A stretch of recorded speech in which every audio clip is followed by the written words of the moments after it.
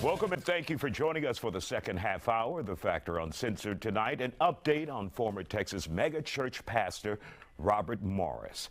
He has been indicted on child sex abuse charges. The alleged abuse began in 1982 when the victim was just 12 years old. According to the victim, the abuse continued for 4 years. Court documents do not name the victim, but Cindy Clemenshire went public with her story last June. She joined us here on The Factor and shared what it was like processing everything she says happened to her.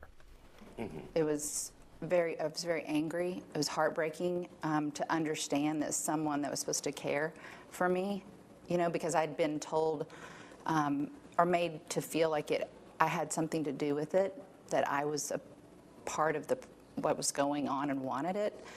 When his wife told me that she forgave me when I was 17 and told my parents. So I carried that all those years. And so to understand what child abuse, sexual child abuse really is, and what grooming really is, it changed everything for me. And to hear his, his response just continued to be manipulative towards me, to scare me, I felt like, to not speak up. And it worked. And Wednesday, the church released a statement saying its members are praying for the victim and, quote, all those impacted by this terrible situation. Joining us to talk about it, Eduardo Lopez de Casas of SNAP and psychotherapist Dr. Nick Hardy. Of course, Eduardo, you made that interview possible with Cindy and here on The Factor. To see her get justice, right, 20, 30 years later, what is that like for you? Does that give you hope that in this case, an alleged abuser can be brought to justice? It gives all of us tremendous hope because, like, for example, in my case, Cindy waited 25 years and has lived with this pain. I've lived with this over 50 years, and there are many of us in SNAP that have lived with these types of things for over 50 years. So you can imagine the hope that it gives people like myself, that maybe there is a way to get justice and to get these predators. In my case, several of them are already deceased. So there will be nothing that I can ever do. But the 2 or 3 that are still alive, I would love to see something happen. And so the Attorney General there in Oklahoma just gives us such great hope, because Robert Morris, with these indictments, he's facing up to 100 years in prison if he's convicted. And he was a huge figure in Texas and around the country. Yes, they say that it was one of the largest churches in the world.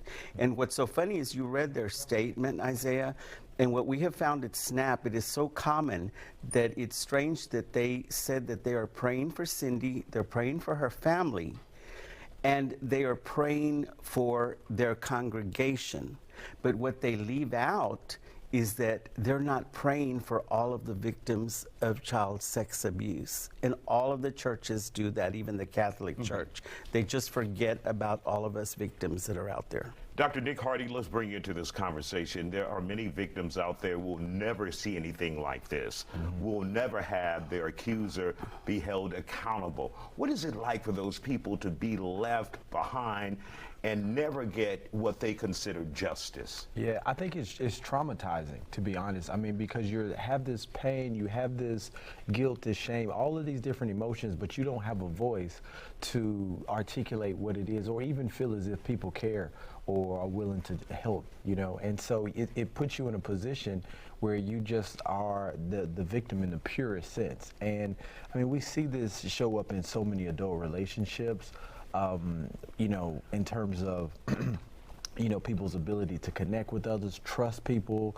I mean, there's so many different ways that it just impacts us as adults. And so many are just living with the same type of experience, you know, but they don't get to see it play out in this way, unfortunately. Eduardo, when we have a high-profile figure like this megachurch pastor, many people are afraid to go against someone like that because they know in many instances the church, their family will turn against them. But even when she was younger, she was trying to get answers and trying to blow the whistle on this and no one would listen. Yes. So what do you say to those who may have abusers who may be like megachurch pastors or someone high profile and they're afraid to come forward and say anything?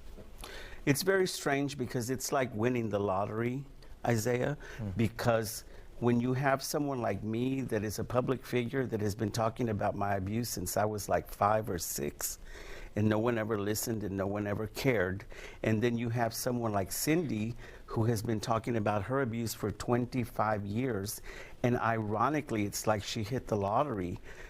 The story just went viral finally after 25 years. She's one of the lucky ones. She won the lottery.